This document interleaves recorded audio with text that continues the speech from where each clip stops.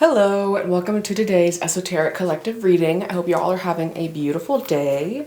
Just pulling out my cards out of my deck today, or out of my box, I should say. But maybe something to do with a box. I don't know, just throwing that out there. But hope you're having a good day. We're going to get right into it. But a quick little disclaimer for those new to the channel.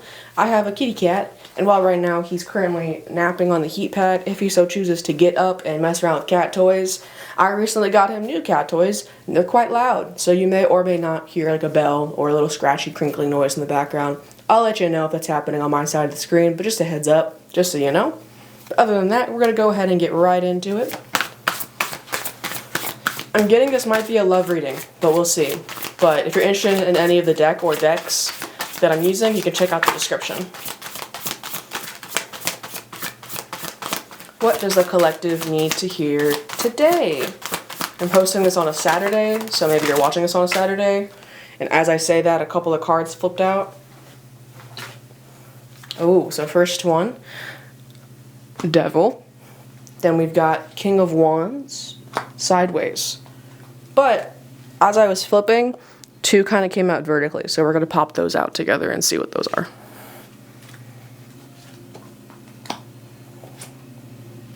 Interesting.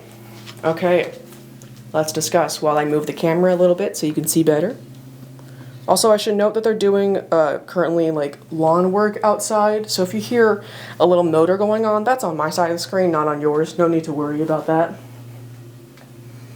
Alright, so I want to note that the bottom of the deck energies are Eight of Cups and High Priestess, so I'm gonna put those there just so you can see those. And then I'm going to zoom out a little bit.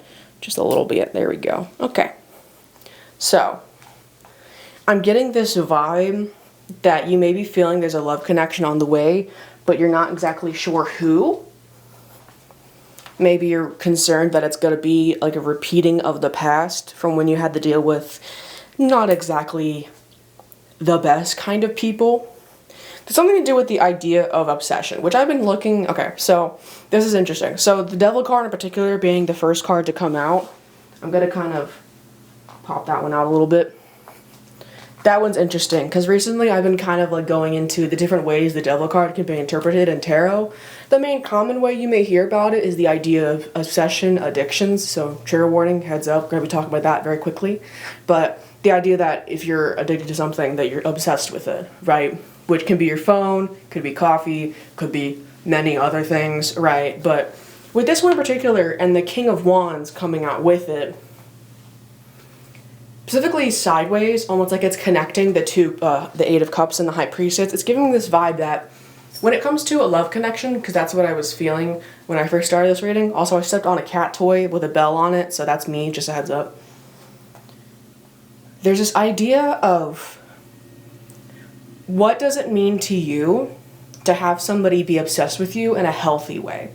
To have somebody be passionate about you in a healthy way?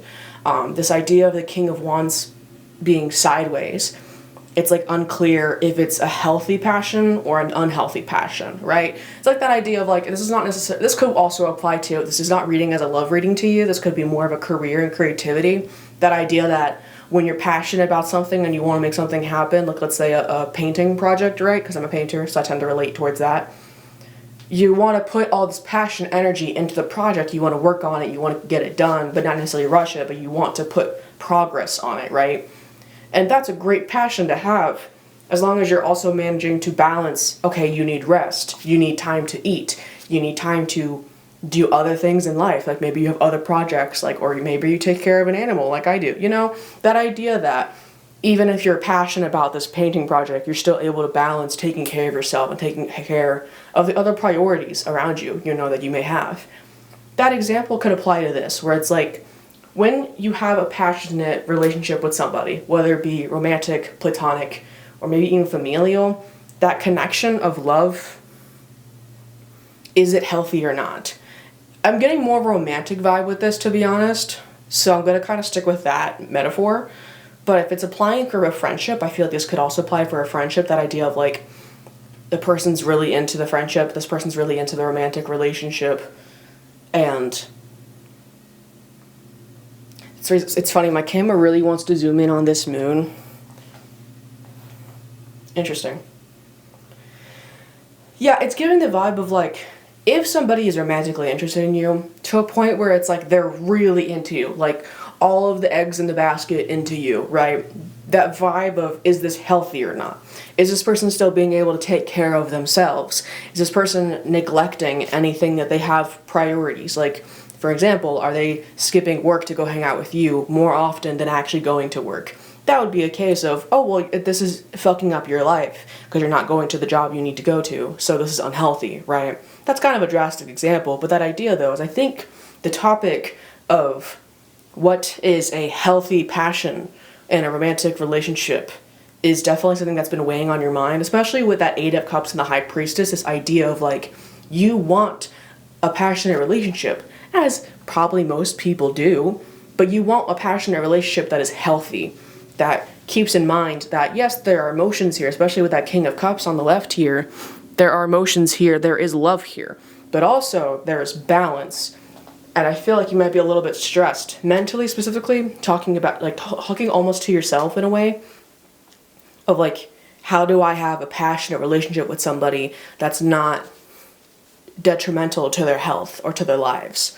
This could also be on the other side, so maybe you yourself are practicing ways of like, how can I be in love with somebody, how can I be passionate about somebody and still make sure I'm taking care of my own self, right?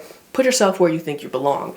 But if you're here, I'm getting the vibe that right now in life you're definitely trying to almost ask yourself where your boundaries lie when it comes to what is a healthy passionate love versus what is an unhealthy passionate love. That idea that you can be, let's go back to the painting metaphor for a second.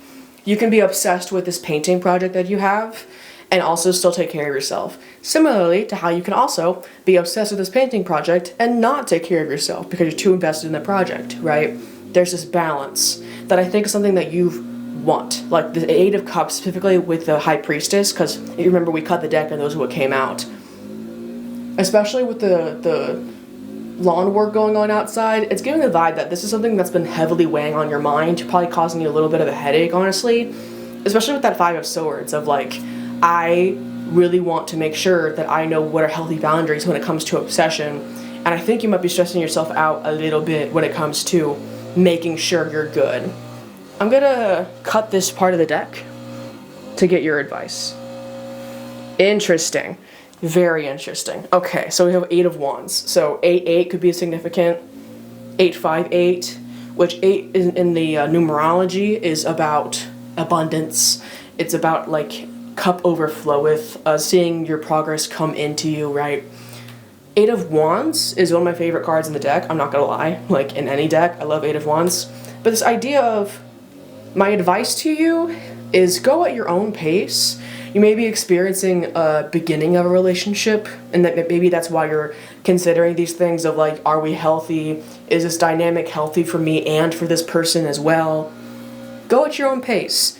Emotions can tend to be very fast, very passionate emotions, especially with that Eight of Wands and Eight of Cups. This idea that if you're questioning what kind of boundaries you want for you and your partner, then you're already at a point, 8:40 on the timer just then you're already at a point when you know what you want.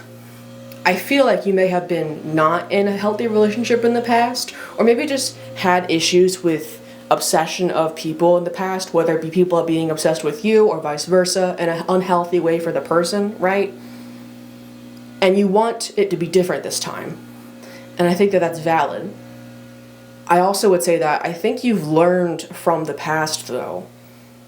And so maybe stop giving yourself so much mental stress about it. You'll be okay.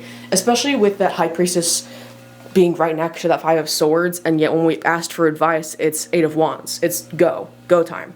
You're ready for this. I don't think you need to stress yourself out about whether or not it's going to be a healthy obsession or not, because by questioning what kind of boundaries are good for you and your partner, that is already step one into establishing healthy boundaries with you and your partner, right? That is how you start doing that. And so, yeah, if you feel like you're going a little bit too fast, feel free to put it on the brakes a little bit, be like, hey, I want to make sure you can check in with your partner, be like, hey, are you good? Am I good? Are we good? I feel like you're already at a point where you know that. And so just to remind you, but If you feel good and your partner feels good after you've checked in with them, then full speed ahead, dude. 10:06 on the timer just then as I said that, which if you put the numbers, it's 1-6, which is the tower in the tarot deck. That also, like, 1 is new beginnings and 6 is a number of balance and harmony. So yeah, know that, like, what is coming in for you may feel really passionate, really fast, but also know that as one part of the relationship, you have half of the control in the relationship of how fast you go. The person you're dating, and the person you're in a friendship with, or the person that you're having this creative project with, they are in charge of the other half. So if you two can communicate on your boundaries enough, then you're already at a solid enough point to be able to decipher whether or not this devil energy, this obsession energy, is a healthy obsession or a non-healthy obsession. Basically, TLDR, too long didn't read, the summary of this reading for you, you're good. Don't worry about it. You're worrying about it a little bit too much because you've been hurt in the past, and I get that, but relax. It's okay. You'll be okay. You know what to do because of the pain you put in the past. You know what to do because of that pain. You've learned from that pain. 11:11 on the timer just then. You've learned from it. And now you can go forward. Full speed ahead. 8 of Wands is literally like, go. Also, right outside my door right now is a delivery truck for FedEx, in case that's relevant to anybody. But, like, that idea of this delivery is, like, now. This relationship, this friendship, this project with this person is now.